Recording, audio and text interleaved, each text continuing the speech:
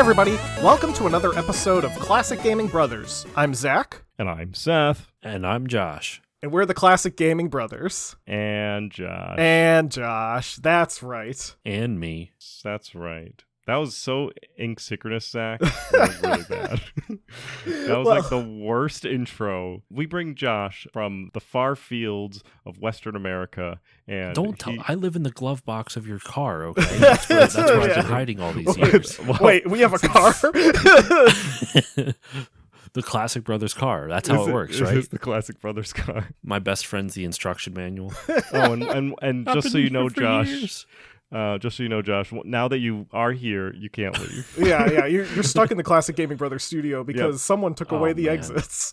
Yep, there's no exits. Also, it's a vacant building. There is one light, and our producer, Doug, sits over there and stares at us menacingly. If you need a picture of producer Doug in your head, just think of JJJ from Spider-Man with a cigar. You know, you say that now, your listeners are. I'm going to record stuff separately just to be like, hey, I'm still here. I'll just like kind of yelling in the background, and you could just edit it in intermittently throughout the episodes. Please do. 100%. Well, we are joined by Josh. Josh is with Still Loading podcast. Josh, you want to introduce yourself to the listeners and tell us a bit about you and your podcast? Yeah, so thank you for having me on, guys. I am Josh, the host of the Still Loading podcast. It is a video game podcast that I kind of describe as a gaming grab bag style of show. I do interviews, I do deep dives, I do just whatever weird ideas come into my head. I've done episodes. For example, I did an episode called the Final Fantasy Fantasy Draft, which is just what happens when you take fantasy sports and Final Fantasy and mash them up together. That's actually my second one. I did one last year as well, and it was fun. I actually had the listeners vote on who won the draft, because that's the whole, it's a whole long thing. I'm going to save the whole spiel for it, but you don't need to know fantasy sports at all to enjoy the draft. It's just, if you like Final Fantasy, I guarantee you will like the episode. And other, I interview voice actors. I've had David Kay on. I've had Elizabeth Seda, who does the voice of Riley in Oxenfree 2. Oh yeah, okay. So yeah, I kind of do a bit of everything. And the last weird episode, this is an old episode, and I definitely want to kind of redo it a little bit differently, but I did an episode called Still Loading Storytime, where me and a couple friends did dramatic readings of old video game manuals. A buddy of mine did an Alex Jones impression while reading Clash of Demon Head. That's so good. It was pretty fantastic. Like, next time you do that, you should invite us over. I'll let you know. I'll get out of my glove box. I'll invite you into the glove box, I should say. Oh, that's going to be tight. Well, thank you for joining us. And as always, with our episodes, we get into our recently plays. And Josh, you being the guest, it is, of course, on you to tell us what you've recently been playing.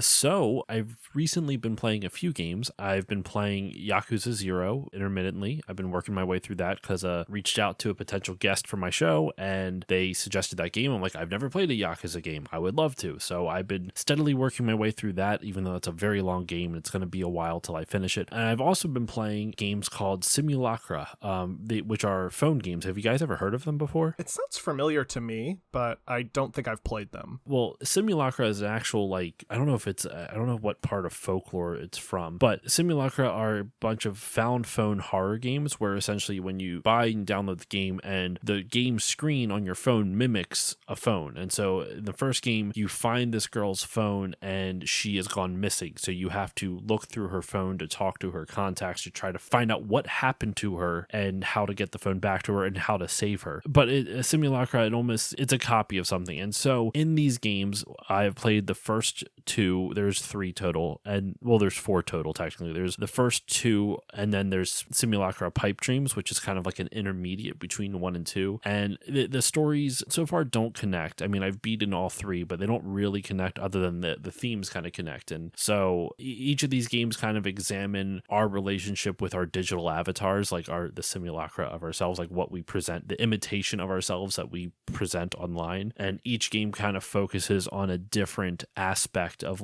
different kinds of interactions. The second one, for example, focuses a lot on influencer culture that you see on Instagram and TikTok and all those other social media sites, and talking about the type of people and the type of things that people do for their fame. It's interesting. It was really interesting. It's a decent horror game, even though I'm not really a huge horror fan. This is my speed of horror, where there's not a lot of jump scares, just a lot of just kind of mystery. It's fun. I really enjoyed playing it, and I'm going to be guesting on another show to talk about it, so I can't go too much more into my thoughts with it. But it's a really fun game. I was happy with buying them. You said it's a phone game, but do you play it on your phone? Yes, you can actually get them all on Steam if you want to. Oh, nice. That's what I like to play. I'll be honest, it doesn't have the same impact. It kind of feels a lot better playing it on your phone because it adds that level of immersion to it. It's the first two you can buy off like Android and iPhone. Like you can get them. It's worth it in my opinion. They're fun. They're short games too, only like 3 to 5 hours a piece. So there's multiple endings, so it encourages you to replay and try new things. Now I have not played all the endings yet. I actually have to do some. I'm either going to replay a few of them or just watch the endings on YouTube. But yeah, been playing that and Yakuza 0. Those are all games for the show. So far, nothing. If I'm not playing something for the show, I'm usually playing Minecraft while I edit episodes because that's kind of mindless and it's something to, while I'm going through everything, it helps me kind of focus a little bit. Yeah. Or Age of Empires 2 Definitive Edition. Simulacra, the people who made it, I was just looking up. The reason I have heard of them is they did a Doctor Who game in the same style. Oh, really? Yeah, based on the like Weeping Angel characters called The Lonely Assassin. Ooh. That's where I'd heard of them because I'm a big Doctor Who fan, so that's why I was like, okay, now I know who they are. You got a Hoovy in here.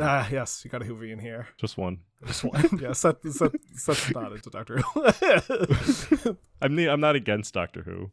Doesn't Turned morally into object. a political statement. I'm anti-Doctor Who. Well, I'm pro-Doctor Who. Well, Seth, what have you been recently playing? So recently I've been playing an expansion pack for the game Case of the Golden Idol. The expansion pack was the Lemurian Vampire. This game was developed by Color Gray Games and published by PlayStack and released back on August 31st, 2023. It puts 3 more mysteries into the Case of the Golden Idol game, very similar to the Spider of Lanka expansion pack, which added 3 more cases, which generally adds about 2 to 3 more hours worth of content, depending on how smart you are. So if you're Zach, you probably got about 10 more hours of content. Sweet. It's a continuation of the style of the game where you solve Mablib type murders, and it's great. I love it. I love the art style, I love the format. It is unfortunately going to be their last expansion, so fortunately it sounds like they are moving on to something else, which is great because I'm looking forward to what that studio can put together, especially if it's more murder mystery adventure type games. It looks like a LucasArts game. It does, but it plays like a more advanced Find It game, right? So you have the Find It games where you have to find different things. So in the Case of the Golden Idol, you have to find words within the game, and you have to build up a repertoire of words that maybe describe people's names or weapons or may describe certain actions or adverbs. And then you have to solve a number of Mad Libs equal to what you're viewing. And the view doesn't change from what you originally see as you go in. It's just like a moment in time. Kind of like if you played Obra Dinn by Lucas Pope, which is just like frozen in time, and you have to figure out what happened during this time, and maybe what led up to this time, what happened after this time, and every case is a death. So you have to figure out who died, how they died, and also you have to figure out who are all these people, and put names to people, and figure out timelines, and it's very, if you like thinking games, 100% recommend it. It's also pretty cheap. I think it's like, they'll probably do a full pack for like $20, but I think it's each of the expansions is like $5, and then the MSRP for the first game is like 15 or 20. It's great. I love it. But yeah, that's the Lemurian Vampire. Hopefully, I feel like Color Gray Games, because the way the game is set up, hopefully they have like a good engine where they can just push out more games faster. So hopefully we'll see something soon from them, but being that they just released an expansion pack, unless they were like developing the other new game on side of the expansion, then, which I don't think they were because I think they were a pretty small house, then hopefully we'll see something from them soon. And Zach, what have you been recently been playing? Yeah, so I've been playing actually a mod for one of my favorite real-time strategy games, Star Wars Galactic Battlegrounds. I love this game. I didn't know there was mods. Sorry, I didn't mean to cut you off. I just had to say I love this game. Sorry, continue. So this mod is called Expanding Fronts, and it is a pretty neat mod. I actually am really excited that I found it because I googled Star Wars Galactic Battlegrounds resolution patches because the game, it looks awful when you buy it from GOG. So I have it on Steam. It's like just the base game that's ported. Like I think the best you can get, I forget what it was. It's bad. It's not HD though. Looks awful. Yep. So Expanding Fronts not only is a mod that helps patch some of the resolution so you can get a nice full view on your 1920 by 1080p monitor. But also it adds in a whole bunch of stuff. Specifically, it adds in a ton of new factions such as Black Sun, New Republic, First Order, and a couple other factions that they've added, like sub factions. Like there's Geonosians, which are separate from the Confederacy. And along with that, there's some improvements to visuals. They fixed a couple of different graphics that were in the game that didn't look that great, so they fixed those. There's also other tweaks that they've done. I think there seems to be an AI tweak. When I was playing a custom campaign against the Black Sun, they did some tactics that I wasn't familiar with the old AI doing, so that was kind of neat. They did this one thing that I noticed newer Age of Empires AI does, which is they set up troop facilities in like random spots on the map, so that it's harder to wipe each one of them out so they can continue to build an army. But older AI for Age of Empires does not do that. So, and I assume older AI for Galactic Battlegrounds doesn't. I haven't played in a while, like the old one besides this mod. There's also some map overhauls, and they added new hero units to the editor. So you could put in episode 3 version of Anakin, you could put in Ahsoka, any of the characters from the new movies are added in, and it's neat. I really like it. There isn't a lot of new campaigns to play. There's the Battle of Jakku, which is pretty cool, and then there's kind of a test campaign that they just left in the files for some reason. But what it does do is it allows you to kind of build out a lot more stuff using the editor, which I always loved playing with as a kid. I loved playing in the editor and making my own little maps, even if they were terrible, so maybe I'll do that again. But yeah, it's Star Wars Galactic Battlegrounds Expanding Fronts. Originally was released in 2016, but the most recent update came out in June of this year, so it's a kind of constantly evolving mod. I'm gonna have to look into that. Yeah, and it's pretty simple to install. So once you download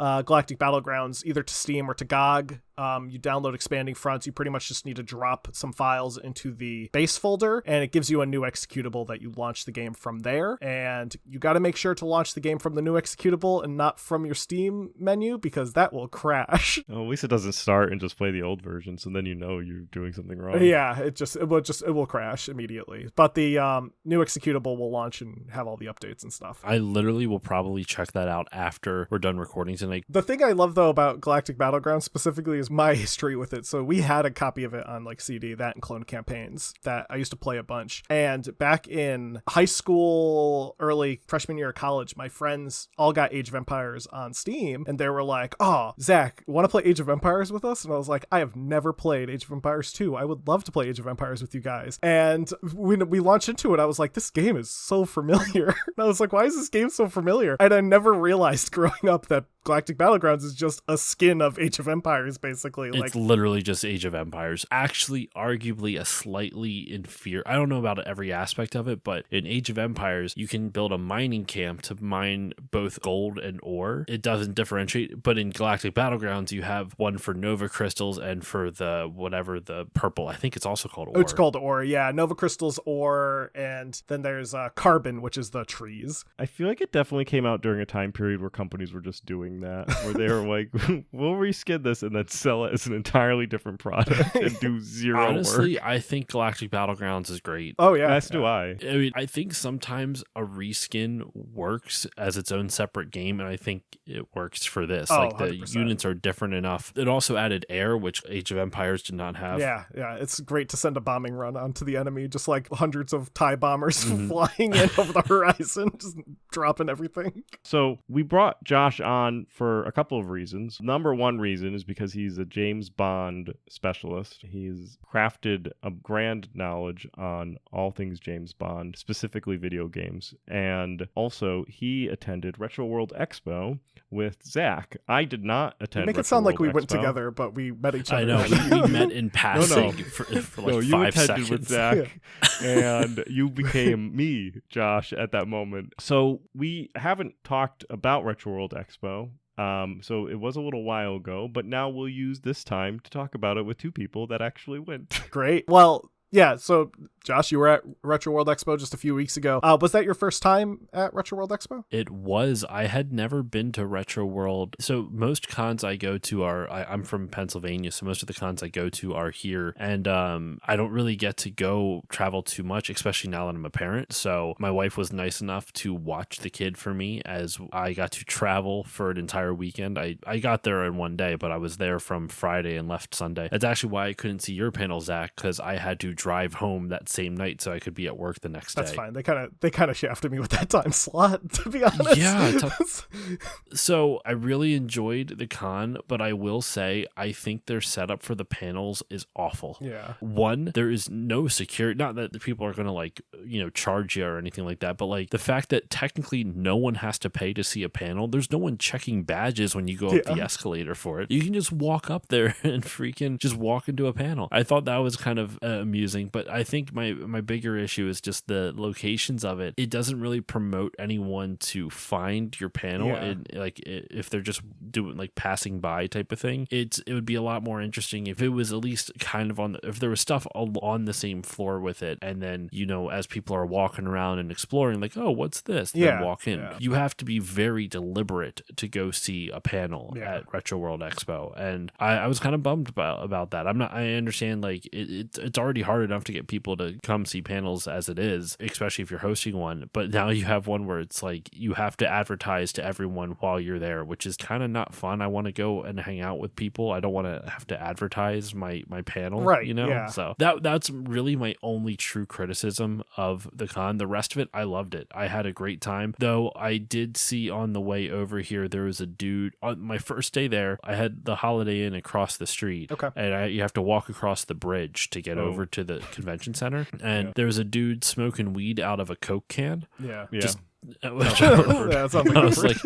was like, welcome to Hartford, Josh. Here we go. He wasn't there the next day though, but so that was like my first introduction to it. Though I actually had friends who were vendors at the con, and they were on the same floor as I was, and apparently there was some dude screaming in his room till 3:00 in the morning that night. So they had to change rooms at 3 a.m. after they had driven even farther than I did. They were driving from Virginia or Maryland or something like that. They had to drive all the way up there within one day, have all of their stuff for the booth, and then not even get any sleep because there's a dude screaming in his room at like 2:00 in the morning. Man, Hartford is sure a city. Yeah, no, I liked it too. I have the same kind of complaint with the panels. The only way you would know about them, unless you decided to walk up to the third floor where the panels are, where there's nothing else but panels, is if you pick up the pamphlet they're listed, but there's no like banners anywhere that's like, oh, panels upstairs. There was like a printout I think I saw that just said panels, and that's it. But did you end up picking up anything in particular, and like what was your biggest score, I guess, for the weekend? Well, I didn't get to spend too much. I didn't come with a big budget because my wife and I are saving up for a house, so I'm a collector on a budget right now.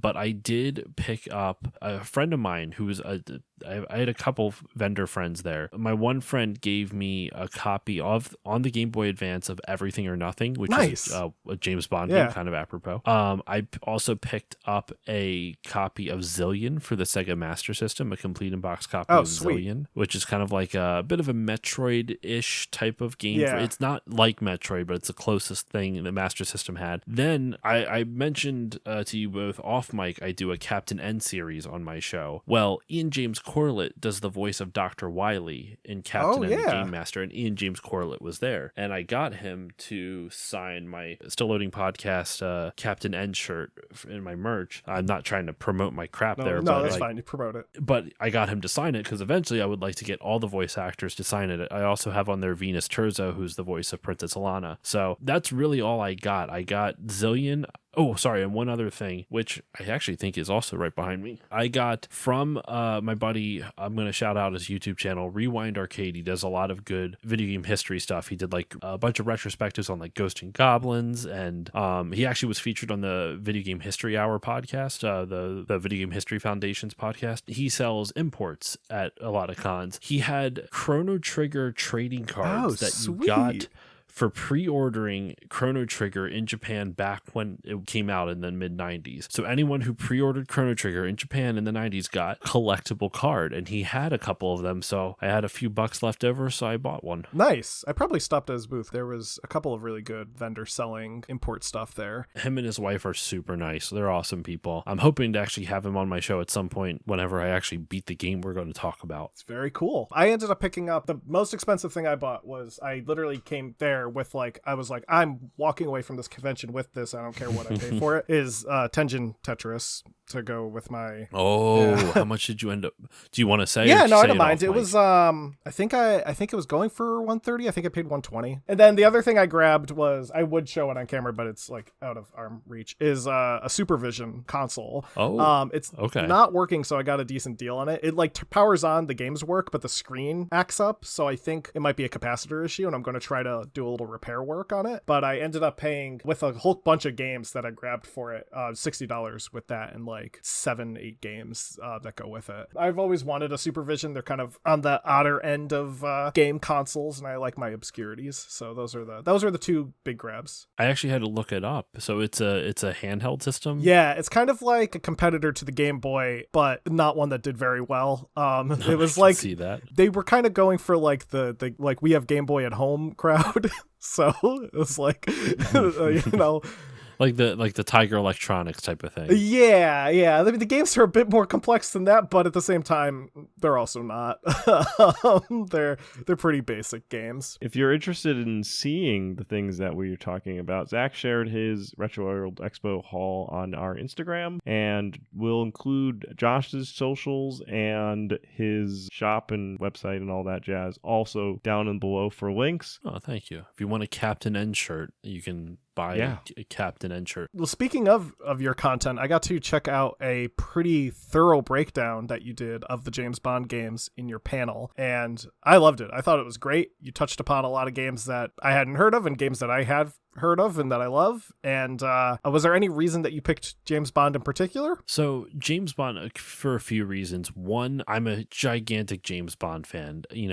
Yes, there's lots of problematic stuff in especially the older Bond films, extremely problematic, but I love the series nonetheless because it has grown with the times. I love the series even in the movies that have some of the most heinous stuff in it. Like the stuff I find enjoyment is like the fashion, the set design, some of the acting choices are really interesting. So I also do a James Bond podcast for my Patreon called Still Bonding. Nice. And we've been going through once a month just covering a Bond movie. Going through the Connery era, I always remember hearing, Connery's like this amazing Bond, and he is. But when I first watched it, I didn't quite fully appreciate it until I really sat down with a purpose to dissect it, and then it was fun. So, giant James Bond fan. I mean, I do it for my show. I've been a Bond fan for years, and I'm also a big video game fan, hence my own podcast, and I decided to kind of combine the two. And the reason I chose this is because there's a perception I feel that there wasn't really any other James Bond games before GoldenEye, and no good ones since GoldenEye. And that is just not true.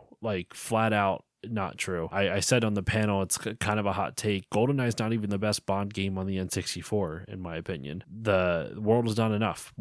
That's my favorite Bond movie. Actually, it was the first one I ever saw. Take it or leave it with Denise Richards as a nuclear physicist named Christmas Jones. To be fair, Bond has had worse names for characters. I'm actually going to be covering it. I have to find a time to do the recording session for it, but in A View to a Kill, he calls himself James St. John Smythe. But if you keep on subtitles, closed captioning, it's actually St. John Smythe. But he goes, St. John Smythe. So good. By the way, the name is St. John Smythe. James St. John Smythe. So yes, I chose this panel topic because big fan of James Bond, big fan of the games, and I think there is a lot of interesting history to talk about. And I don't know how far into the panel were you when you stopped in, Zach? I don't know. Were you there from the beginning? So I had to go grab my equipment for my panel because my panel was right after yours. And yes, I think you were covering Live and Let Die at the time when I got in. So I'd missed like a couple of the early stuff. stuff. So that makes me happy. So I know, listeners, you won't be able to see this, but I started the panel off with talking about not a James Bond video game, but the James Bond tabletop role-playing RPG. Yes. That is a literal I shouldn't say a D&D clone, but it's essentially D&D with James Bond. The thing that I'm showing Zach and Seth, I got at a convention, and it actually comes with a full-on basics book. Like so a good. thick, like couple 100-page book, like 150 pages of rules on how to play this game, and some dice. And I don't think anyone's touched this because I have a whole stack of unused character sheets. Oh wow, nice. It's That's awesome. wild. So I started off with that because tabletop role-playing games obviously have a huge impact on video games, but also I think you might have missed this whole thing. So that ties in with a big aspect of video games and James Bond in ways that you might not expect. So, I talked about a bunch of the older games, but there's 2 James Bond text adventure games. Yeah. One is A View to a Kill, and the other is Goldfinger. Both are written by a guy named Raymond Benson, and I don't know if you got to hear my whole Raymond Benson rant. I don't think at all. so. So Raymond Benson he's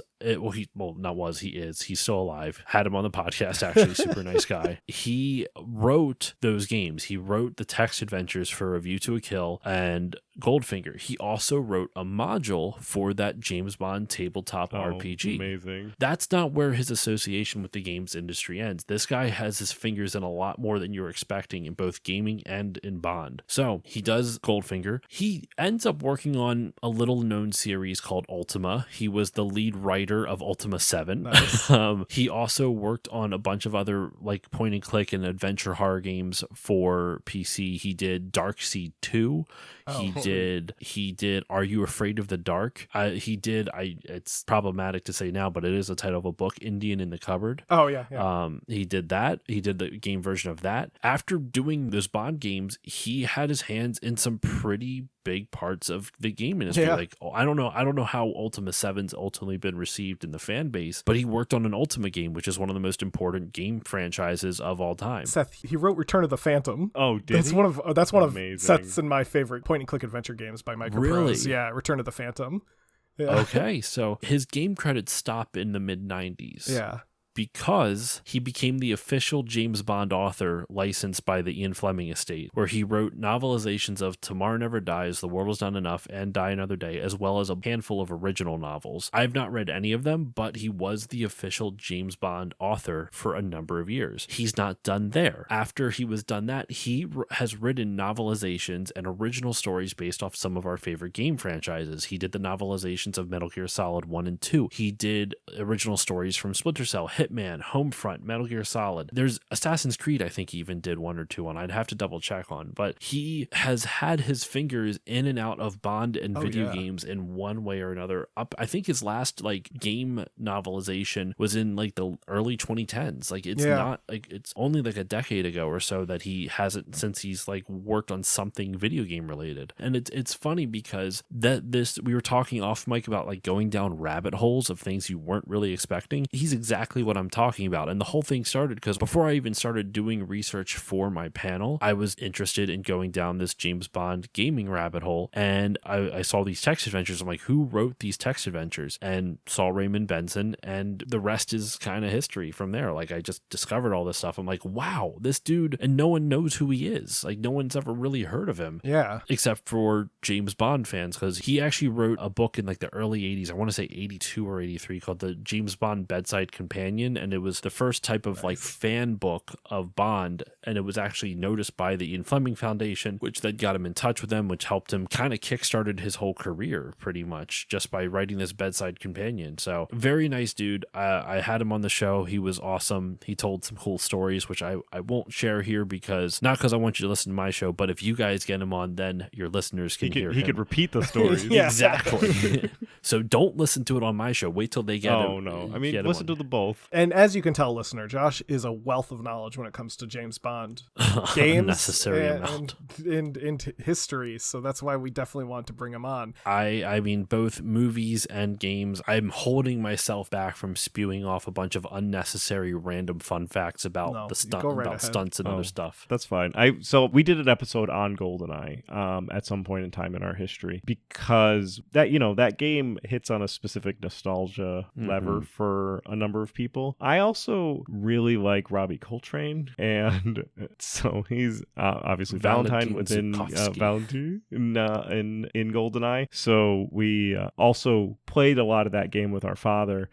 So it has fond memories of us being like Odd Job and stuff like that. Seth racing to get Odd Job when we started the game. And then turning off the auto aim. GoldenEye is arguably the most important Bond game, period. I also think it's the most overrated, but I feel like that's a little bit of that connotation I don't think is entirely accurate to what GoldenEye did. Like, because everyone talks about how great GoldenEye was, and it was. Like, multiplayer is fantastic. So many, I have a bunch of nostalgia for it too. I have a bunch of memories of it. But it is still a little rough around the edges when you play it now, especially with modern controls and modern graphics that you're used to. It's a lot to get through. It's almost emblematic of the movie, right? Because GoldenEye, it's a great movie, but it's also it is rough around the edges in some places when revisiting it. And it is kind of, it was that return to James Bond, that return to form, and it has that kind of rough around the edges feel to it, where you can tell Pierce Brosnan's first time as James Bond does a great job, but he hasn't quite gotten his nice shoes polished yet at times, and I feel like he kind of really hits it home when it comes to the next few movies that he was in, especially World's Not Enough and Tomorrow Never Dies. I thought those are where he really shines as Bond. I think Brosnan is one of the better actors as Bond, with the exception, I'm going to steal an observation from the James Bonding podcast. His hurt acting is very awkward. He like juts his lower jaw out, and he like blows out his jowls. He's like, yeah. It's silly. It's very goofy. There is a weird thing I've noticed. It's a weird topic. None of the James Bonds, and I noticed it with Pierce Brosnan, which is how this ties into everything. None of the James Bonds, I feel like, actually know how to kiss. Sean Connery was so forceful. Roger Moore looked like he was sucking out their souls. I don't remember Timothy Dalton all that much. Pierce Brosnan was very bitey. He bit a lot of lips. Yeah. Very lippy with his kisses. Yeah, but I think it's interesting that you bring up the point that GoldenEye, yes, is a very important James Bond game, but objectively is not a very good James Bond game. Because I was talking about that recently with Seth. I had recently been playing World's Not Enough for the N64, which has its problems, but I love World's Not Enough. Yeah. World's Not Enough is a very good James Bond game because it's very reliant on gadgets, something James Bond is known for. It's very cinematic. Like, literally it goes from an attack on MI6 to you chasing down the terrorist down the street, and then immediately goes into the tunnel system where you have to defuse the bomb. And it's just very, very cinematic type of game. Whereas GoldenEye as a game is James Bond running around shooting Russians. And like, that's the game. You do a couple of gadgets. You use your laser to like cut through the floor in that really frustrating part in the train, and you use remote mines. That's about it. GoldenEye looms large because it was the first-person shooter that was really viable on a home console. That's why it's arguably the most important Bond game. Not arguably, it is the most important Bond game. And it's important even outside of the genre or the series of Bond games, because it showed that first-person shooters were viable on a home console, where up until that point, you really didn't see that. Like, the first true, like, blowing the walls off, like, first-person shooter on PlayStation was Medal of Honor. Yeah. There was other first-person shooters. Insomniac Games did Disruptor. Yeah. It's a solid Doom clone. But, at that point, people had already played Doom. They had already played something similar to it. GoldenEye was something totally new, and then in turn, Medal of Honor was something totally new. But GoldenEye, rightfully so, the nostalgia defines a lot of its legacy. Yeah. And while it doesn't necessarily hold up now, I would still never take away people's nostalgia for it, because it did something, like, you don't have the success of Halo without GoldenEye. And I'm not saying that like Halo necessarily was influenced from GoldenEye. I would almost assume it has to be, because it was freaking gigantic. But like, there's a lot of lessons to be learned from GoldenEye, and I think The World Isn't Enough, it has more varied level variety. There's stealth missions, there's a lot more use of gadgets, like you said. There's also, the multiplayer has AI bots in it, or as I always thought, owl bots, because I always thought they were Al bots.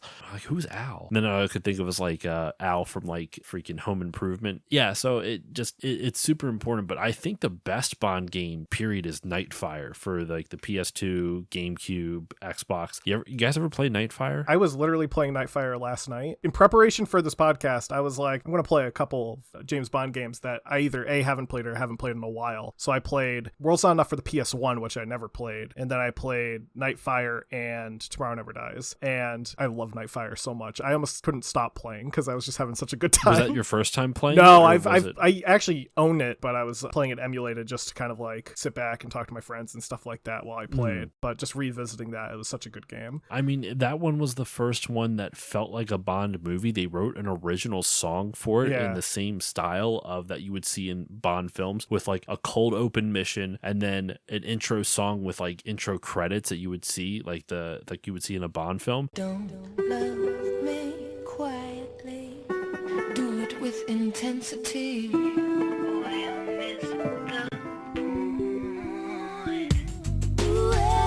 It's not like a phenomenal song, but it's still pretty cool that they actually put the effort into doing it. Yeah. Which I've played many Bond games throughout my life. Sometimes they all blend together. How did Nightfire start? It's a car sequence. So you're in a helicopter and you have a sniper rifle and you have to shoot out like the tires of these people chasing someone. And then you go from there Dominique. to Russia. And then you're in like a snowy place and you have to sneak into a castle. I liked playing the Bond games, and I played the game. I played them relatively as I grew up, right? So like as more Bonds come out, you get older and you play different iterations of the game. I remember you renting Nightfire and we played it on Dad's PS2 and remember doing multiplayer with that, and that was a pretty solid multiplayer experience as well. Is that the one that has Oddjob as a multiplayer character and he can throw his hat as one of his attacks? I don't remember enough of the multiplayer. I love the multiplayer in Nightfire though. I think Nightfire had some of the best PS2 era multiplayer.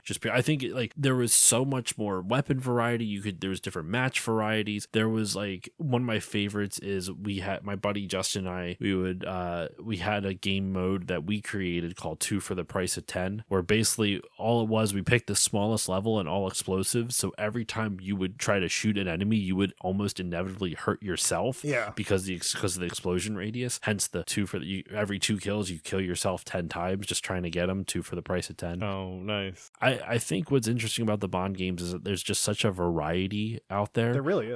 Like when I talked about it in my panel, like that's what blew me away the most is just the variety of games that there were. Like the first one that I discovered that was pre-GoldenEye was James Bond 007 The Duel for the Genesis / Mega Drive. And that's one of the few games that uses Timothy Dalton's likeness in it. And it's also an original story. It's not based off any of the movies, which up until that point, there was really only one other game that used an original story, which was the very first one, Shaken Not Stirred, which is most likely unlicensed because you don't fight Jaws, you fight Paws, you don't fight Knick Knack, you fight Tic Tac. And the villain is Dr. Death, which sounds very Austin Powers. It almost seems like an Austin Powers fanfic. It was 1982 when that one came out, and that was Richard Shepard's software. Came out for the ZX Spectrum over in the UK. Yeah, it's that one's interesting too because that very first game, it's one of those, it's kind of done in the style, like you know how some of those old NES games, they don't stick to one gameplay style. They'll have like a platforming segment and then like a light gun segment and then a car segment. Yeah. It's kind of like that with this without the light gun segment. The first section is almost like, it's not quite a text adventure. It's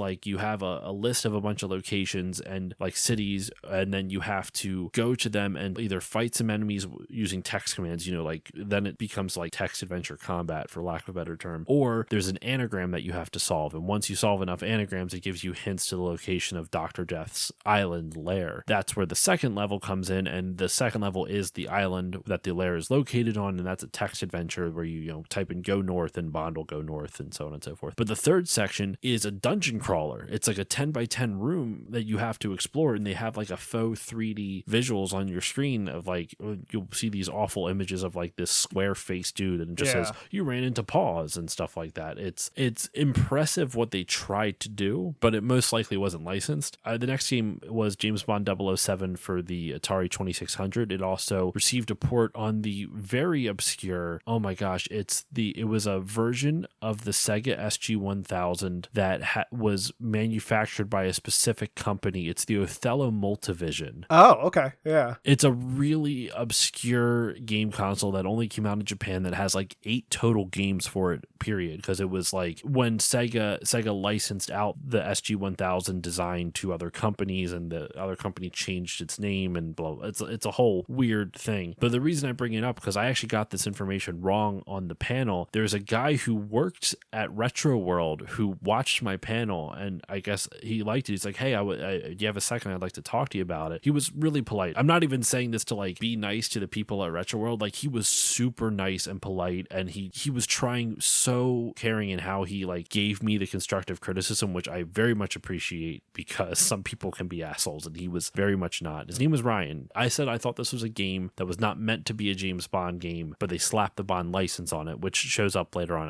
I'm there's too many games for us to go through all of them, especially with how long we've been going already. I wanted to at least shout this out because this one was meant to be a James Bond game, but what happened is Parker Brothers owned the license to it, and the first developer they contracted to do it, just wasn't getting it done. And so they reached out to a different group of developers and they said, hey, we need this out by this time. What can you do within this time frame? And so all this James Bond game is you control a vehicle and you go from left to right and you jump over things and dodge bullets and you have to get to an endpoint. It's pretty much just a dodging game. There's not much to it. So I'm looking at that. I see a little blurb here. Apparently the original name for the game, if it had been developed by that previous company, Western Technologies, was going to be James Bond 007 Essing and Octopussy, which is a mouthful of a name.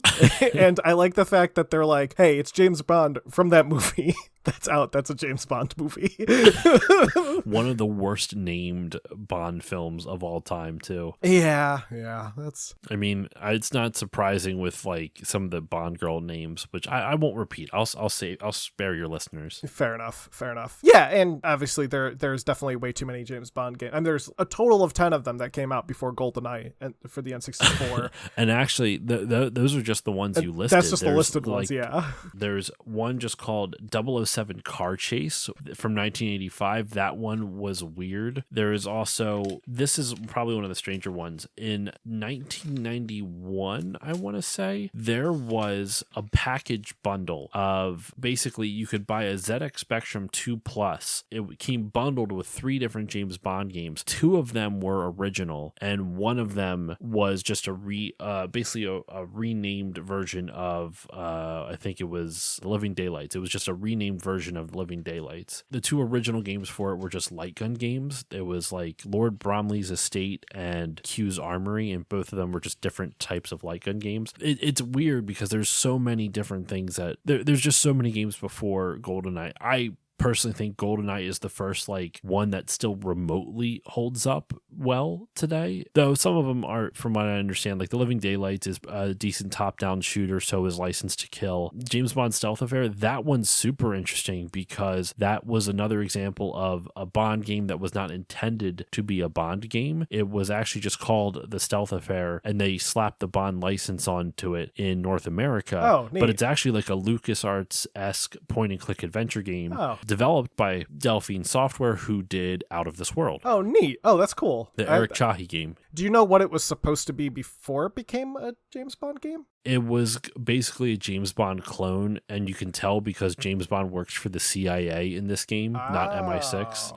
I actually wrote down the name of the character that Bond was going to be based off of. It was like he was known as John Glames. The main character in the non-Bond version was John Glames, and he worked for the CIA, and when they slapped the Bond license on it in North America, they changed it to James Bond, but never changed the CIA portion, so he still works for the CIA. Maybe this is the James Bond from that episode of Climax from the 1950s where it was Barry Nelson as James Bond, the American. the made-for-TV Casino Royale movie with Jimmy Bond. With Jimmy Bond. Maybe that's Jim the follow-up. Bond, yeah, it's Jim Bond. Maybe maybe it's that canon.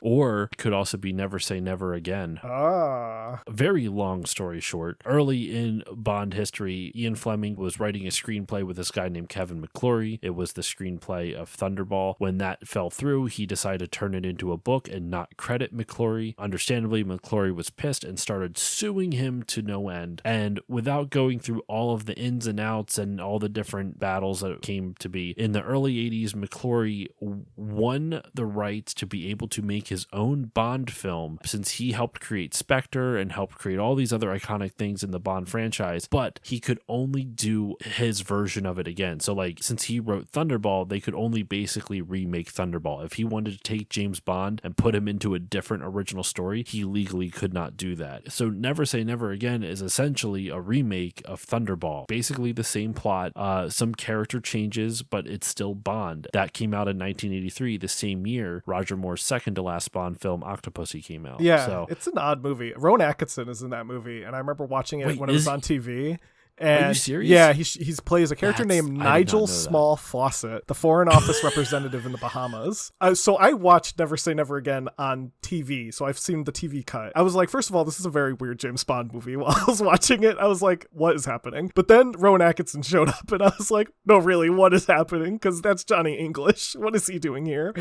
The Bond girl's name in that movie too is Fatima Blush. Yes, yeah, Fatima Blush. And Max von Sydow plays Ernest Blofeld. And he does a pretty good job, if I remember correctly. Not the classic Blofeld who gets dropped from the helicopter like down a chimney and then explodes. In Octopussy. Yeah. No, sorry, For Your Eyes Only. Through your eyes only, yeah. Put me down! Put me down! Oh, you want to get off? Mr. Bond!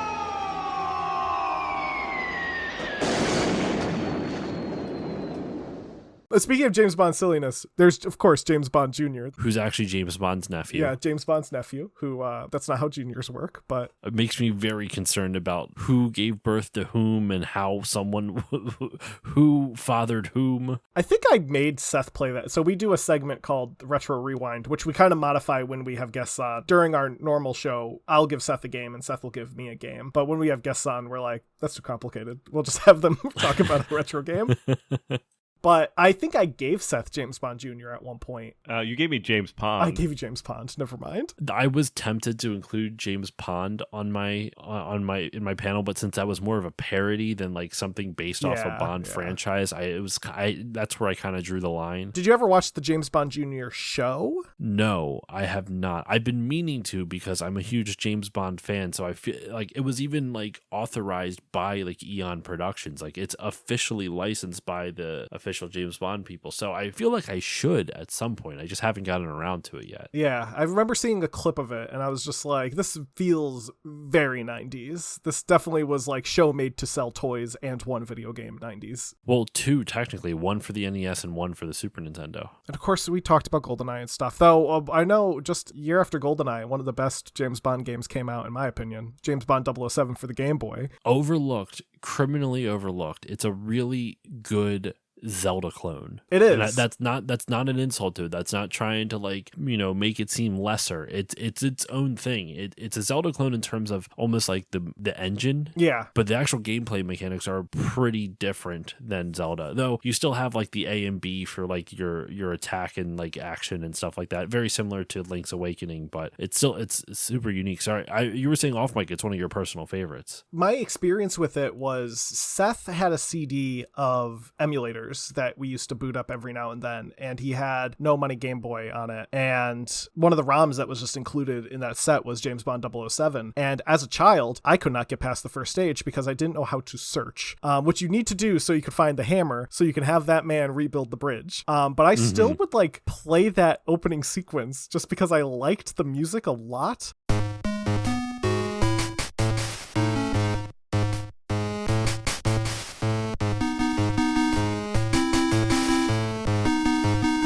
And I think Seth had a save state that was later in the game, and I would just boot to that sometimes. But I was replaying it recently. I was actually replaying it last night, and it holds up. Like, once you figure out that search mechanic, which did take me another moment, I was like, oh yeah, you have to like stand in a specific place and press B, and then you'll pick up an item if it's there. Once I figured that out, I was like, I'm having a good time. Just like going through, you know, you fight the ballerina lady at one point, and then you fight all the kung fu people with your block that's super powerful. You can just block any hit and then just punch them and they die sometimes. It's a great little James Bond game. It's well written too. Yeah, it's its own original story, isn't it? Or yeah, because it's not really based on anything. It just kind of plays this whole James Bond goes to China and deals with a bunch of stuff. I feel like in the Bond movies historically, and Bond in general, usually goes after whatever topical issue is happening in the world around it. In the newer films, they have gone less geopolitical and gone more for like individual, like for example, like Spectre, with semi spoiler alert without actually going into any details for it. In Spectre, a big crux of the plot is about data privacy and stuff like that, which that's not really like, that's not specific to a country, that's a worldwide issue. And Quanta was about water. Yes. And they do a good job of making things like kind of topical.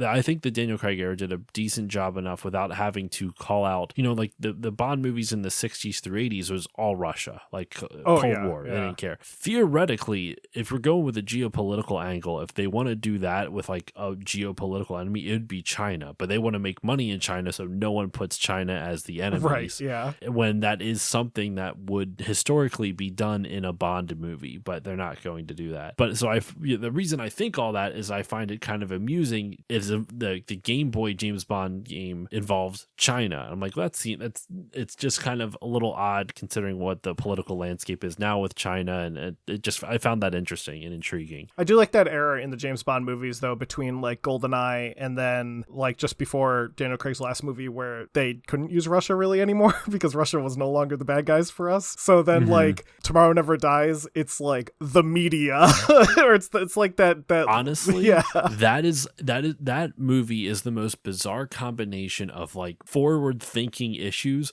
and also not at all. Because, this isn't even conspiratorial. I'm not even saying the media does it on purpose, but the whole we talked about a bit off mic with like how social media and algorithms really push different narratives because of how it's just all computers running behind the scenes to drive engagement, right? That's kind of what Elliot Carver does in Tomorrow Never Dies. Yeah. He's all about trying to drive engagement with his newspaper, but in a very 90s way. He's like, these are the pillars of my empire: newspapers, television, magazines, and radio, or something like that, all of which are dying mediums. Yeah, it's great. That's another underrated game, I think, and another game that I love. Is that the one you start in a bank? No. That's World's Not Enough. It's a third-person shooter. You start in Russia. You're at an arms bazaar. That's right. You have to take photos.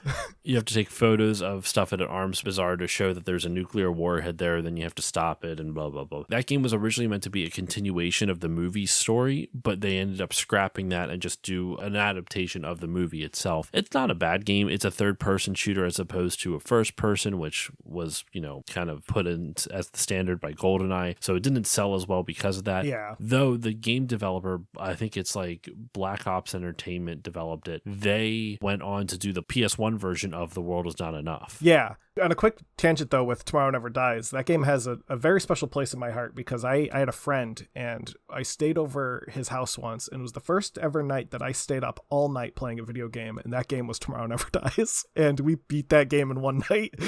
We just like chugged through it. I'm simultaneously sorry that was your first experience, but at the same time, right on. Yeah, what a great memory. I love the sequence when you're in, it's like the third or fourth level when you're inside the newspaper place and you can shoot guys and they fall into the newspaper press. It's like, this is a PS1 game? What are they doing? I mean, it's straight from the movie, though. I do remember when the dude falls into the movie, they have like blood starts putting on onto the newspaper things. And I remember even watching it as a kid. You know, my parents wouldn't let me watch R-rated movies when I was a kid, so any type of this, I was like, oh, I'm an adult now. I'm watching something violent. And now even back then, something didn't stick out, like didn't sit well with me, because the dude falls into what's clearly like this really soft landing pad area with like no machinery in the middle of it. Then all of a sudden, paper just starts shooting blood out of it. I'm like, it didn't crush him. Right, yeah. Like, I don't even think those machines have the ability to crush somebody. No, they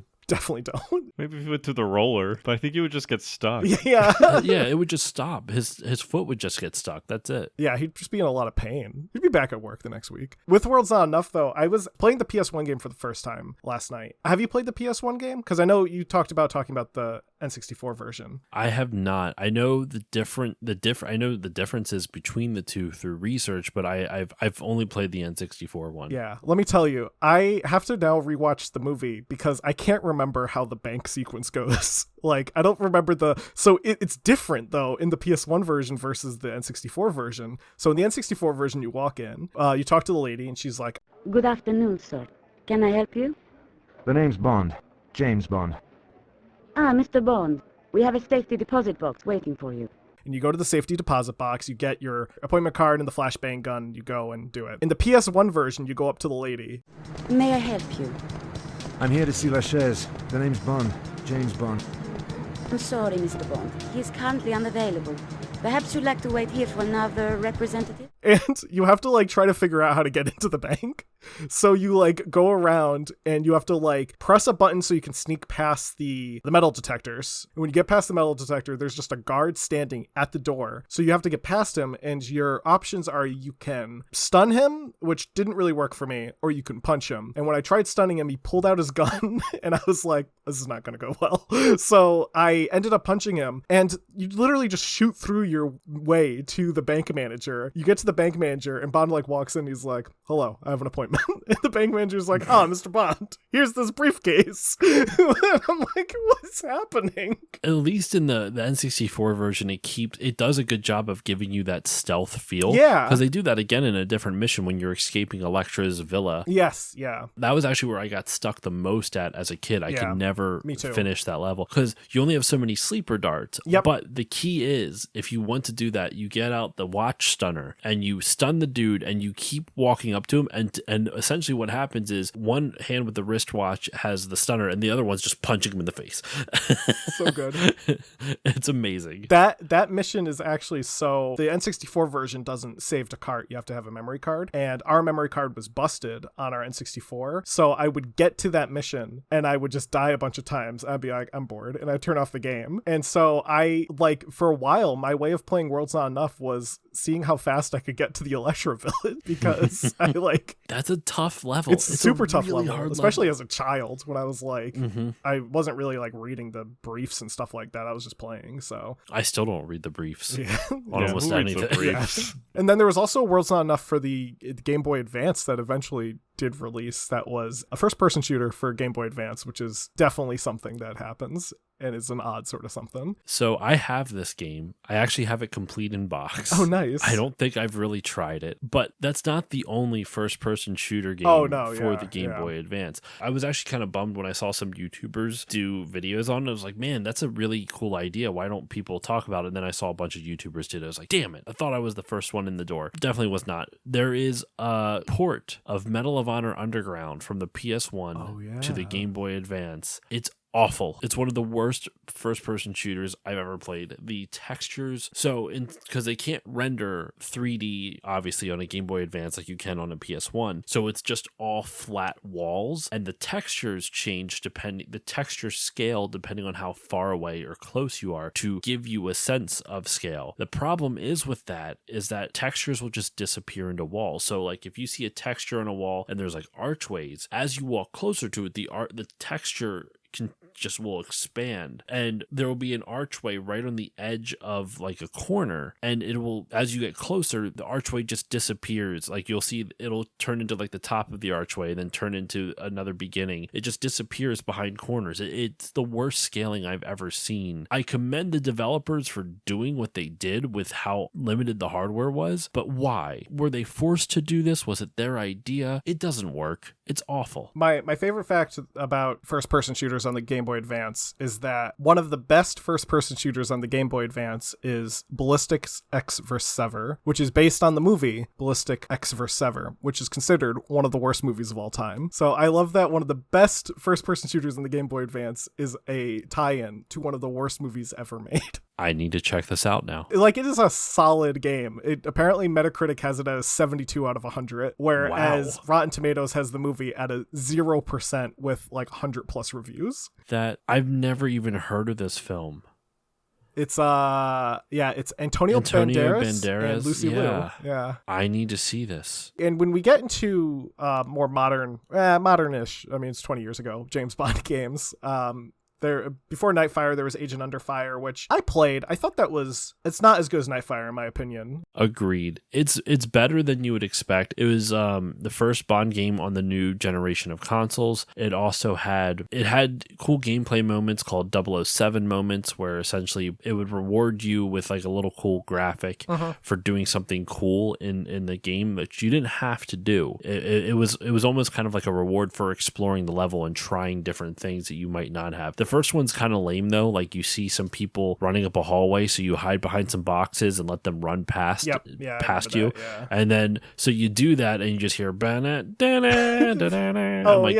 you do something like, it's just like what you would do normally in a video game, it rewards you like James Bond points. There's some stuff where it's like a little bit more interesting, where like it'll be one of the car missions and you shoot like some wire on a crane, which then drops a bar on a bunch of cars, which causes an explosion and takes out the line of guys up above you. So like that's a cool moment where like you would have to look around and see the environment around you and determine what you can and can't do, and it encourages players to explore the environment that the game offers. And it's a really fun idea. It's a fun way to reward players for exploration, even if some of the rewards are for really dumb actions of hiding behind boxes. You know what? I take it back. That's in the tradition of James Bond, because, you know, in Dr. No, the movie, one of the first times you hear the Bond song, besides when Sean Connery says Bond, James Bond, is when he's just walking through an airport. We were talking earlier about Nightfire, but I didn't get to bring up the PC version of Nightfire. Have you played the PC version? No, I don't. Did I mention that at the panel?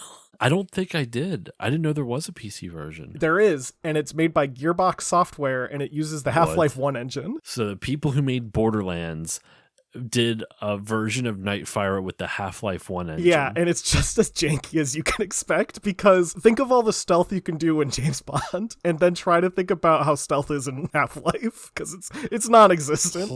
Also, no vehicle segments. They're replaced with very bad stealth segments. It's the original...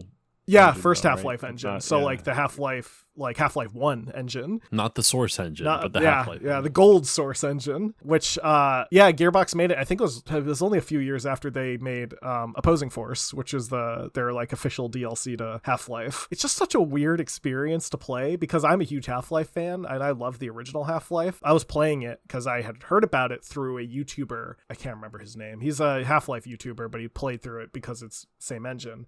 And I was playing it myself, and I was like, wow, this feels like a James Bond game if it didn't know quite how to be a James Bond game, because it's so hard to stealth. Because the stealth mechanics don't exist in the Gold Source engine. It's the enemies detect you by radius, I'm pretty sure. So, like, you cannot stealth in that game at all. It's so obnoxious. It's also, all of the cutscenes are not done in-game as they were. So in the PS2, the GameCube version and such, the cutscenes are not pre-rendered. They're in engine. They're all pre-rendered for this, and they are bad. They're just very bad cutscenes. Are they FMVs? I mean, they're FMVs, but with CG actors.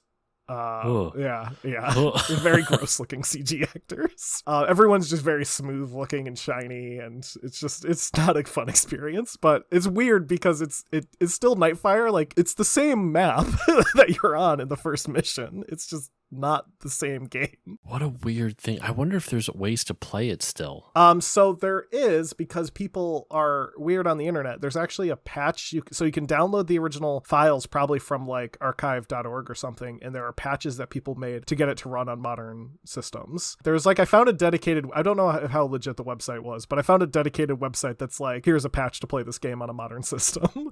That's so cool. Yeah. Apparently there's some like tie-in, like people who like No One Lives Forever there are also fans of the Nightfire PC game for some reason. And there's like some of the fandom is involved in trying to get Nightfire for PC to run properly. That's nuts. It is, because they're not on the same engine. So I don't know. I think there's just people who really like first-person shooter spy games, which there's that new one that's coming out that we talked about, Seth, at one point. Agent 64, Spies Never Die. Ooh. It's its own game, so it's not trying to be a James Bond game, but it might as well just be a James Bond game. It's built in a more modern engine, but designed to feel like GoldenEye. Or like Perfect Dark or something. Yeah, to the point where I'm pretty sure when they released the demo, I'm pretty sure the death animations were literally stolen from Perfect Dark. They've changed them since, but the like earliest demo had identical death animations to GoldenEye. Oh, it's not even out yet. You can wish list it. There was a demo that they released, and then they did a second demo, so hopefully they are going to release it sooner than later.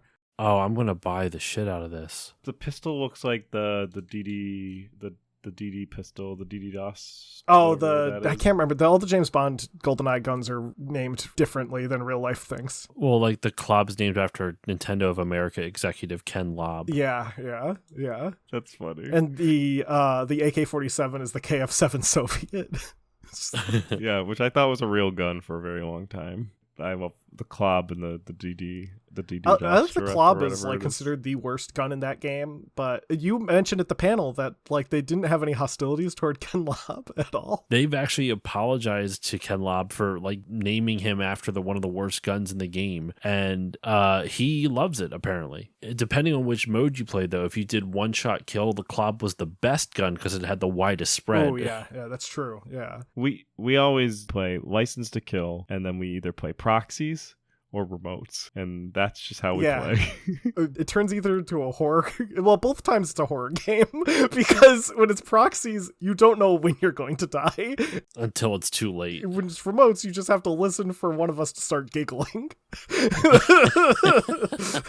One of my favorite stories, this didn't happen to me, but proxies are one of the most fun things there, but I love how unbalanced they are, because like, so I forget which level it was. It might have been facility, but I don't think it was. I don't think it was facility. It was some other. There was one with like a roof on it or something like that. I forget. But like you could come up to the roof and there's like doors on either side of the roof that take you back down into a facility. I don't think it's the level facility, but you get what I'm saying. Well, my buddy would camp out up there with his proximity mines and just put them over each of the doors, and so that you just do one each. So as soon as you went up to try to get him, dead. And that happened to me. That was funny. But I remember something that didn't happen to me. I have a friend named John, and he was playing against his sister, and his sister is really good at GoldenEye. And so you know how in facilities sometimes you'll spawn in the vents of the bathroom, and that's the only real way you can get up to the vents that I'm aware of. Yeah. But you have to empty into the bathroom. Well, he dropped down into the stall, and when he dropped in, the entire back of the wall of the stall was just proximity mines. Oh yeah. He didn't stand a chance. It was gone instantly. Would we play? Yeah, somebody inevitably, because we play on facility, and somebody inevitably walks out the vent knowing that eventually you'll die and spawn in there, and then whoever dies and spawns has to either fall into the trap of the person or set off their own trap. It's such a mean thing to do, but it's so funny. I've done it. I've proxy mined the vent and then died and ended up in the vent, and then been like, so well, hilarious. I guess I have to die again. Unless someone else did it before, trying to proxy mine the vent, and they die from yours. And you know the moment, like, when, even if you're not screen looking, which everyone does, like, you'll just hear Seth go, oh no, when he spawns in the vent. Just like sudden realization that he's like, this is it, this is my death. This is my legacy. Now, the later James Bond games I'm not super familiar with. I did play GoldenEye Rogue Agent. I liked that one. That one's a weird That's game. better.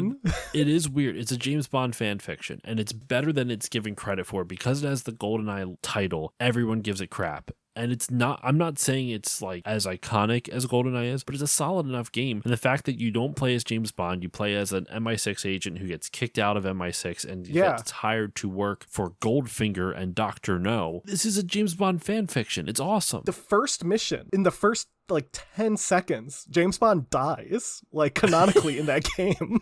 Like they're on a helicopter together and James Bond's like, are you ready for this? And they're going to like Fort Knox. And then all of a sudden the helicopter crashes and you just see James's body like drop from the ceiling and get crushed. And it's like, oh, okay, this is game's going in a different direction than I was expecting. You killed James Bond. Yeah.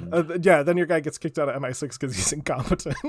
He's like, oh, okay, I'm the worst spy ever. I also want to shout out the version of From Russia with Love. From Russia with Love is the second James Bond movie, and they made it into a game in 2006, I want to say. And what's funny is that it's voiced by, 2005. It's voiced by Sean Connery. They didn't take old audio archives. It's a brand new recording of Sean Connery doing the voice of James Bond for this game. They also add 2 new Bond girls that were not in the movie to this game, played by Maria Menounos and Natasha Bedingfield. Neither of them have much screen time, quote unquote, game time. I'm pretty sure Natasha Bedingfield is like in like a cold open mission. She's the daughter of some rich dude and you have to like help her. It doesn't make any sense, but she shows up for a second. I just found it really amusing. There's behind the scenes stuff that I watched on my game disc, and they're talking about, oh, I'm so happy to be a Bond girl. I'm like, you're in it for 5 seconds.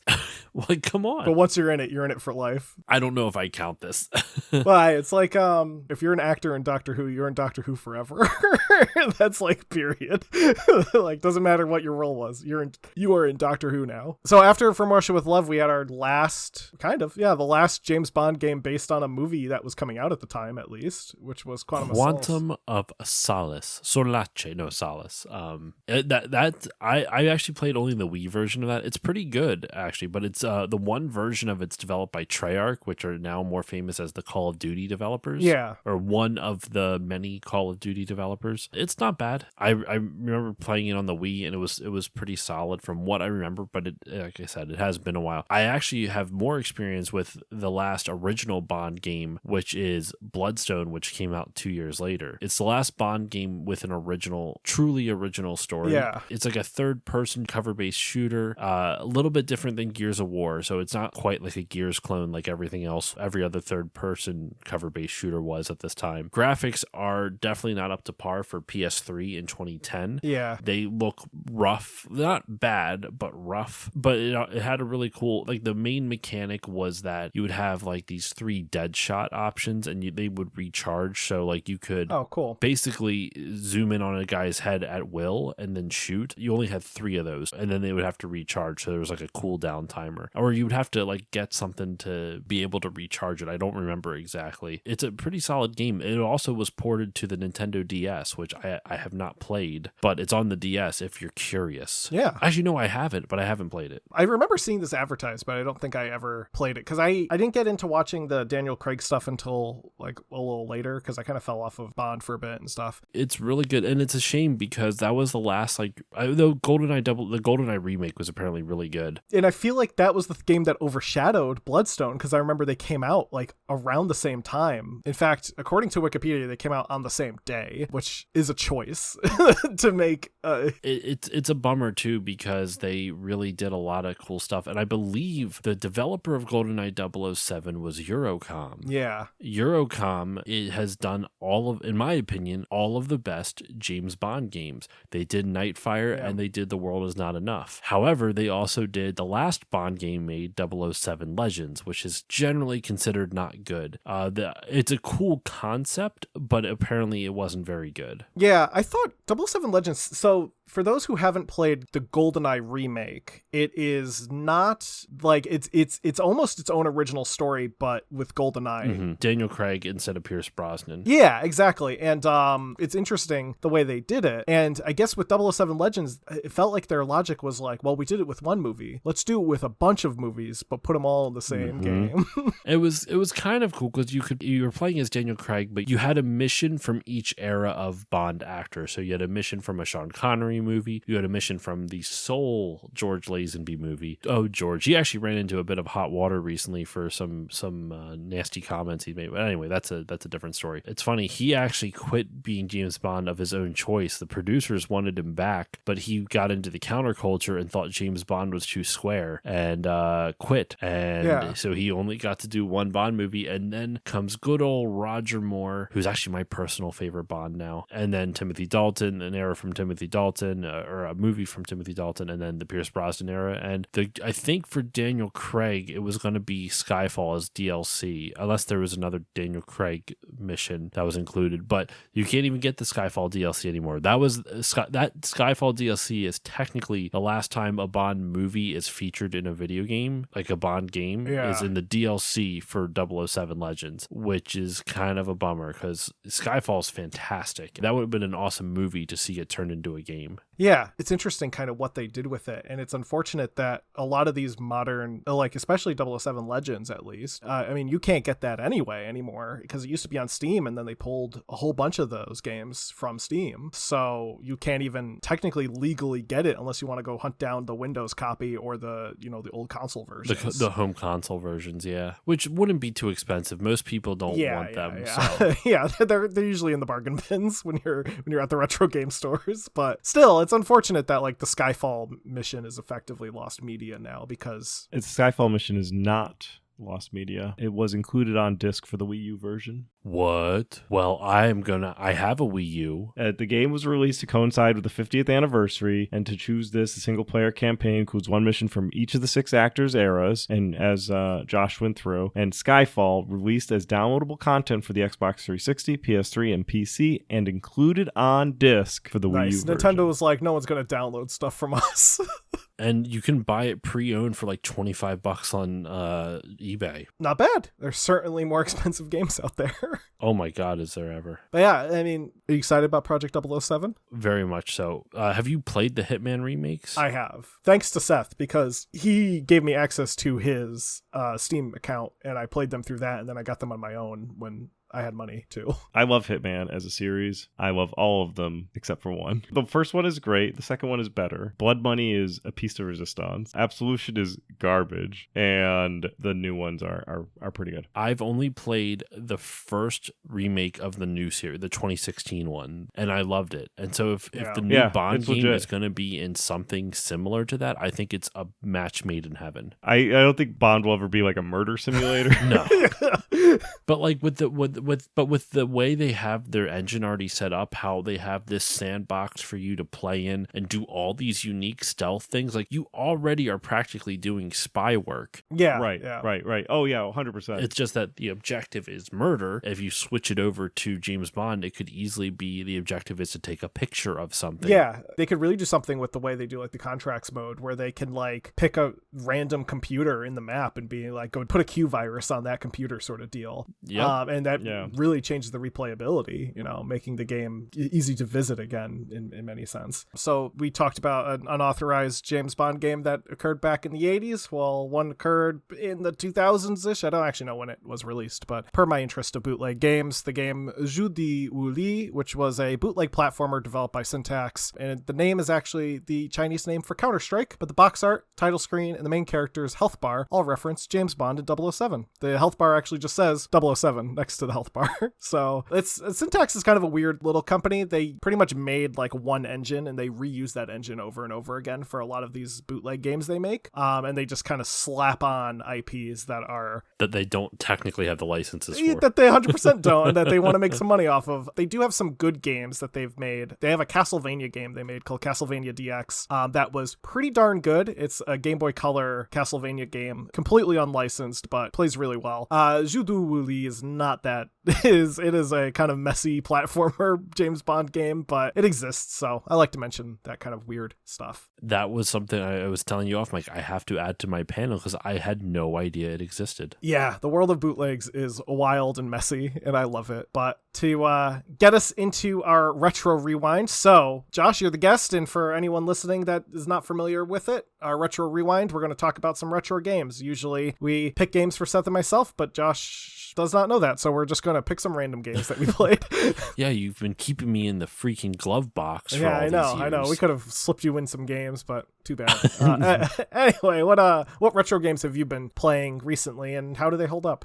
So I have been playing both for podcasting because, as podcasters, I never really get a time to play anything that's not for it. Diablo 1 and Command & Conquer Red Alert. Command & Conquer Red Alert for a guest spot, and then Diablo 1 for my own show, which that episode, a bit of a shout out. So I think by the time this episode comes out, it will be the very next episode out on my feed, assuming I can get all the editing done. In any case, Diablo 1, it's not bad actually. It's balls hard. It is one of the most ruthlessly difficult games I've ever played. I was also playing the PS1 version, which I actually don't think helps a little bit, though it's a very good port. It's a very, very good port. But the issue is that I was playing the Archer, and on PC, you can just click the enemy you want to target and shoot. On PS1, you can't do that. You just kind of look in the general direction, and when you hit the attack button, the system auto attacks. So you can't focus down one enemy to take them out real quick, or you can't target the enemy with the lowest health to take them out. You have to just hope. You have to run and like spray and pray and then run and hope you can survive, because the first like 8 levels of it are pretty fair, but there is a giant ramp up in difficulty at the 8th level, 8th or 9th level, where there's just enemies attacking you from range with magic and lightning bolts, and it just drains your health within a fraction of a second because you can't even see them to dodge the lightning bolts until they're already on screen, and then you're just dead. Yeah. So it's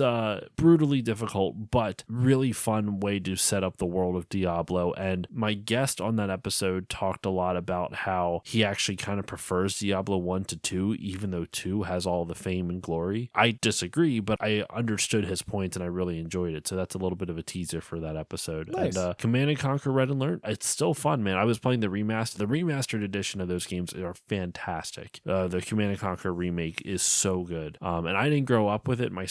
I watched some people play it, and I really enjoyed kind of like I like RTS games. I'm awful at them, but I like RTS games, and it still holds up. It's a fun game. It's got all the FMVs, which is fantastic, and all the cheesy like rewritten history. Like that game begins with Einstein going back in time and killing Hitler. I mean, you guys did an episode on it. I actually we listened sure to that did. one. Yeah, it's a wild game, so I it still holds up in my opinion. Seth, what about you? What's your retro rewind? Sure. So I actually talked about it at the top of the episode, but recently I was in New Orleans and I wanted to play a game that took place in New Orleans while I was in New Orleans. So while I was in the hotel, I wanted to play a game that took place very close Live and to Let the Die, hotel. the James Bond. There we go. There we go. There we go. But I thought of Gabriel Knight, Sins of the Fathers, which takes place in the New Orleans. In fact, you visit such iconic locations like Jackson Square, which I had visited myself. And specifically, I was playing, however, the 20th anniversary edition, which came out in 2014, which is a bit shy of being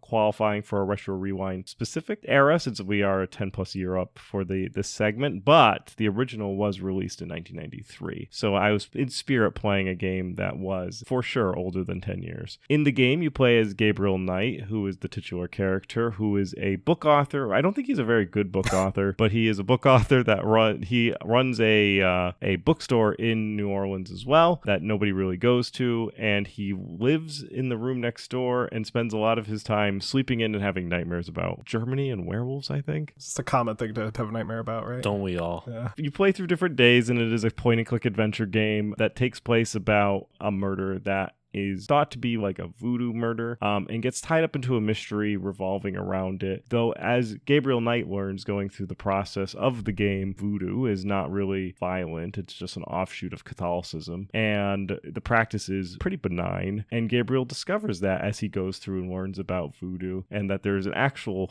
cult that's actually doing the crimes that he discovers about that aren't voodoo. But you have to play the game to really find out about that particular mystery. We actually talked about Gabriel Knight back in episode 106, which I think we talked about more in detail this game. I don't know if we talked about 2 and 3, which I don't know if we were on mic or off mic, but the first game is a point and click adventure game, the second game is an FMV game, and the third game is a 3D environment game. The one thing that's sad about the remaster version versus the original is they did switch a lot of the voice actors out, including Tim Curry for Jason Victor, and Jason Victor does his best Tim Curry voice acting, but it just doesn't hit the same as Tim Curry playing through it. So if you want the original experience, you have to play the OG 93 game, which to be honest, if you're okay with like LucasArts 93 graphics, then it's fine. Like you don't need to play the remastered version. The remastered version, if you are a fan of the series, comes with a lot of additional concept art and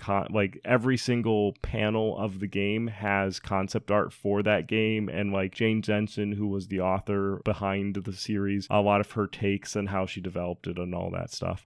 So it's definitely a game for the fans, but if you want to just play it to check it out, I would recommend just playing it through the 93 version, which is available on GOG and other places. But yes, Gabriel Knight. I love the series, all of them, each one individually for a different reason. Well, recently for my Retro Rewind, I decided to revisit the game. Well, actually visit it for the first time, Shining in the Darkness, which is a Sega Genesis game developed by Climax Entertainment back in 1991, and it's the first game in the Shining series, which I really like the Shining Force games. Seth and I had a copy of Shining Force 1 and 2, and I always thought the music in that game was very fun. I liked the gameplay a lot, and I always had kind of tactical RPGs appeal to me in a different way than turn-based RPGs do. A lot of the same gameplay mechanics, but I feel like when you get the tactical level, the gameplay moves a bit faster, which I always really like. And unlike those games, though, this is not a tactical RPG. It is actually a turn-based dungeon crawler, which is kind of a unique little difference between the other three when this is the first one. In the game, you're tasked with traveling a maze to find a kidnapped princess, and it's a pretty decent little dungeon crawler. I didn't have any complaints about it. It has some really, really colorful sprite work. One of the fun things is like the first thing you do when you leave the castle after the king's like, go save the princess, is you go to a town and you can go into a tavern, and it's just all the artwork that you see in there of all these people that are like gathered around talking about stuff, and you can hover over each person to talk to them, and there's like a horseman standing at the counter, not like a centaur, like a man that's just as a horse, like standing upright at the counter. Yeah. There's like a gnome sitting in the back like planning something, and it's got this fun artwork, these fun characters in it. And the gameplay itself, I mean, it's a dungeon crawler, so it's kind of what you'd expect from a dungeon crawler, but yeah, overall fun little title for the Sega Genesis, and it won't break the bank if you want to pick it up. It is probably the least expensive of the Shining Force games. So fun fact, Diablo was originally going to be a turn-based dungeon crawler before they went RTS. The designer wanted it to be that because he liked the idea of like,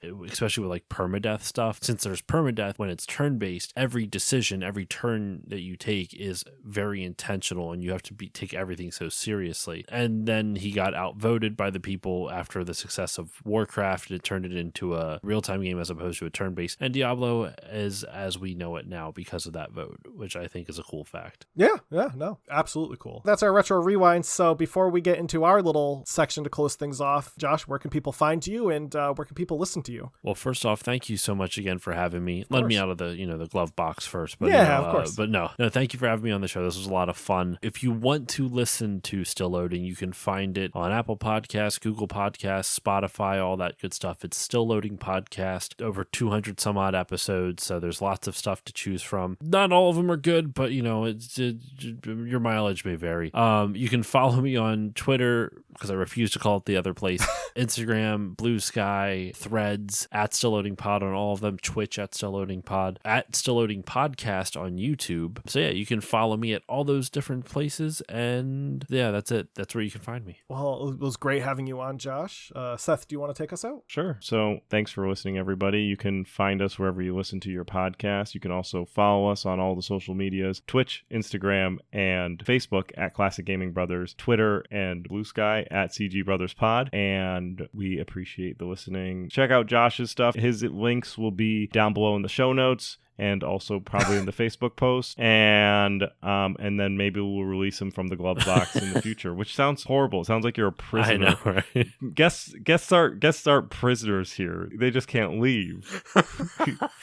There's you're a not difference. a prisoner, but you're not allowed to leave. No, it's not that you're not allowed to You physically leave. can't. There's no door. We're all trapped here. We're all trapped here. Once you're in, you're not. We're all trapped here. So I guess I made myself a little room in the glove box in the car in here. Yeah, that's fine. I picture the car actually being in the studio, not actually, because we can't afford to park in Boston. But yeah, so that's it. Give us the follows, like our episodes, and Zach, is there anything I'm missing? Don't play games like my brother. And don't play games like my brother. Don't play games like either of my brothers. I've been Seth. I've been Zach. I'm still somehow Josh. And we've been the Classic Gaming Brothers. and Josh. Josh. That's right.